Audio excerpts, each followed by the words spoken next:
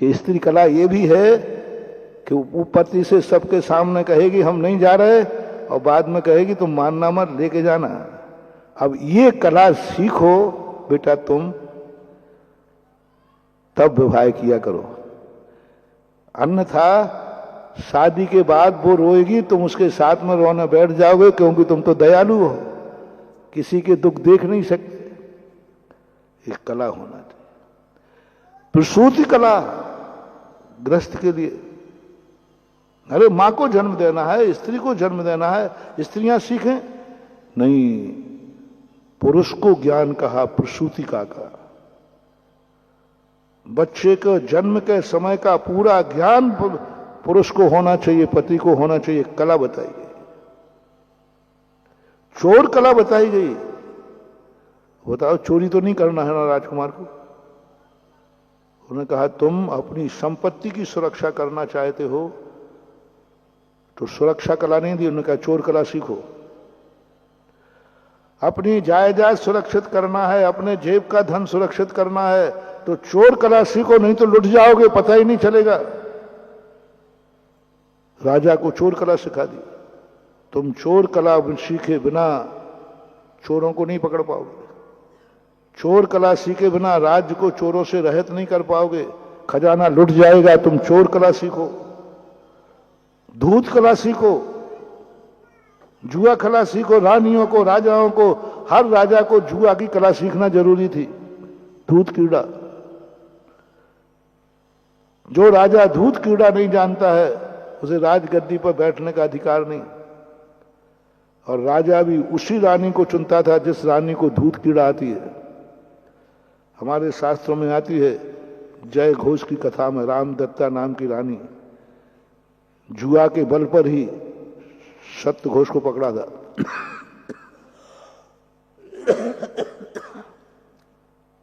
पाप कला, सब कलाएं, क्योंकि आप बड़े हैं, क्योंकि आप घर के मुखिया हैं। जिस जिस चीज में आप बड़े मानते हो अपने आप को, वो सारे ज्ञान जो छोटों को करना है तुम्हें नहीं करना। पिता हो तो तुम्हें बेटे को करना, तुम्हें नहीं करना। तुम्हें ज्ञान होना चाहिए। स्त्री तुम्हें नहीं करना कोई कार्य, मेहंदी तुम्हें नहीं रचाना है, छपेटा तुम्हें नहीं खेलना है, रस्सी तुम्हें नहीं खेलना है, चुटैया तुम्हें नहीं करना है, साड़ी तुम्हें नहीं पहनना है, चूड़ियां तुम्हें नहीं पहनना है। लेकिन ज्ञान तुम्हें पूरा होना चाहिए, क्योंकि तुम पति हो। पूरी स्त्री जाति का जितना खंगार है, जितना उनकी जीवन है, अंतरंग और बाहर, चिंतन स्वामी कहते हैं यदि तुम पति बन पत्नी शादी चाह रहे हो तो पहले स्त्री संबंधी पूरा ज्ञान करो। मुझे क्या करना चूड़ियों से, वो खुद समझ नहीं। चूड़ी पहनेगी वो, लेकिन चूड़ियों का ज्ञान तुम्हें होना चाहिए। साड़ी पहनेगी वो, ज्ञान तुम्हें होना चाहिए। सब चीज का ज्ञान होना चाहिए। ऐसे ही तुम पिता बनते हो, तुम्हें कुछ नहीं करना है, सब बेटा करेगा, लेकिन बेटे का पूरा ज्ञान होना चाहिए। यदि नौकर रखना है तुम्हें, तुम मालिक हो, तुम्हें कुछ नहीं करना, एक गिलास भी उठा के नहीं पीना, सब कुछ होना, लेकिन तुम्हें नौकरी का ज्ञान होना चाहिए। नौकर की पूरी कला, दासी दास कला कही उन्होंने। दासी दास का ज्ञान होना चाहिए कि दासी दास का स्वरूप क्या है, दासी का लक्षण क्या है, नौकर कहाँ बदमाशी कर सकता है, कहाँ कर सकता है, ये मालिक को होना चाहिए। यदि जिस मालिक को नौकर का ज्ञान नहीं है, नौकरी का ज्ञान नहीं है, वही नौकर उनको मार के चला जाएगा। वही नौकर, वही मुनीम तुम्हें राख लगा देगा। तुम मालिक बन गए हो, मुनीमगिरी का ज्ञान है कि नहीं? अन्यथा बड़े बड़े सेठों को किसने राख लगाई? मुनीमों का। तो उन्होंने कहा सेठ बनने के पहले आपको मुनीमगिरी आती है क्या? आपको बही खाता आता है क्या? यदि नहीं आता है तो मुनीम मत लगाना। तुम्हें सारी मुनीमगिरी आती है, फिर आप मुनीम लगाइए, वो कभी राख नहीं लगा पाएगा। यानी जब तुम्हें बड़ा बनना है किसी क्षेत्र में, तुम्हें कुछ नहीं करना है, लेकिन ज्ञान होना चाहिए, नौकर का ज्ञान।